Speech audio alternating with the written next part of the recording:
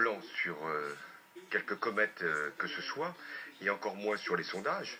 Vous avez évoqué une tendance depuis déjà plusieurs mois.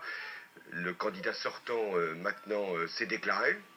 Il fait campagne avec violence, avec agressivité. C'est bien la forme qu'il a choisie.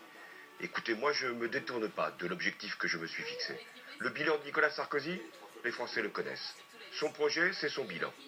Et en définitive, ce qu'il a dit encore cet après-midi n'est rien d'autre que la justification de ce qu'il avait fait et aucune proposition nouvelle pour l'avenir. Donc moi, je fais en sorte de présenter mes programmes, mes idées, ma démarche, ma volonté, mon chemin pour la France, et c'est le seul objectif que je me fixe. On va parler de votre programme dans un instant, mais tout de même, je vais vous demander de répondre à Nicolas Sarkozy. On va écouter ce qu'il disait cet après-midi. Mais je veux dire, pour que chacun le comprenne, que nous avons échappé à une catastrophe. Je veux le dire calmement, mais je veux le dire fermement.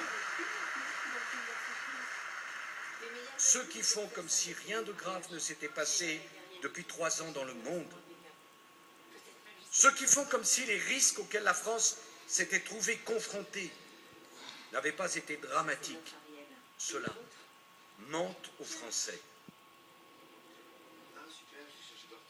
La France a connu une crise, oui. La crise que la zone euro a elle-même traverse encore. La crise venue des États-Unis, des subprimes. Personne ne le nie.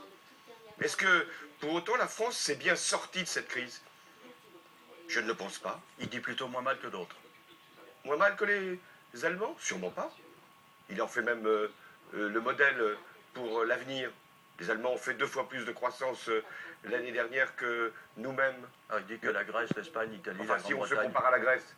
Enfin, quand il s'est présenté en 2007 devant le Français, il n'avait pas dit qu'il allait faire mieux que les Grecs. Il a dit qu'il allait donner plus de pouvoir d'achat, que le chômage allait diminuer, tomber à 5% de la population active, que les déficits allaient être résorbés, que la dette serait contenue. Où en est-on?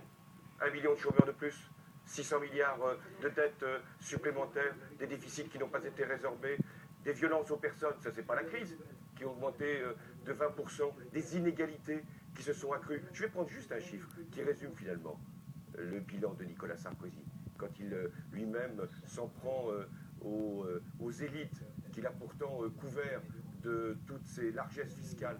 Les patrons du CAC 40 se seront augmentés en 2010 de 36%. 36%. Leur revenu annuel est de 2 millions d'euros, 200 fois le SMIC. Est-ce qu'on peut dire que Nicolas Sarkozy a évité à notre pays le creusement des inégalités? Non. La lourdeur du déficit?